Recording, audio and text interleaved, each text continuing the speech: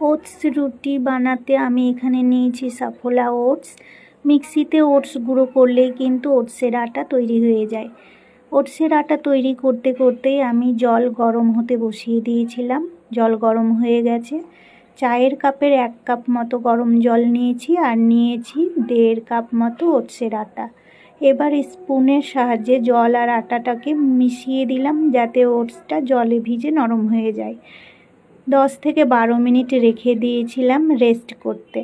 12 minute পরে গুঁড়ো করা ওটসের আটা দিয়ে হাতের সাহায্যে খুব ভালোভাবে মেখে একটা ডো তৈরি করে নিলাম। এবার লেচি কেটে গোল গোল বল তৈরি করে নিলাম আর সেই বলটাকে ওটসের আটার মধ্যে দিয়ে আটার সাহায্যে বেলনা দিয়ে খুব আলতো হাতে ধীরে ধীরে রুটি বেলতে শুরু করলাম। এখানে কিন্তু ওটসের রুটি গমের রুটির মতো গোল গোল করে ঘুরবে না, মাঝে মাঝে হাত দিয়ে ঘুরিয়ে নিতে হবে। তারপরে ওদিকে বসিয়ে দিয়েছিলাম তাওয়া গরম হতে। তাওয়া গরম হয়ে গেছে। এবার ওটসের রুটিটা তাওয়াতে দিয়ে 2 পিঠ খুব ভালোভাবে সেঁকে নিতে হবে। মাঝে মাঝে খুন্তি দিয়ে চেপে চেপে দিয়েছি যাতে ভেতরে কাঁচা না থেকে যায়। একটু সময় নিয়ে ধীরে ধীরে ধৈর্য ধরে করলেই তৈরি হয়ে যায় নরম তুলতুলে ওটসের রুটি।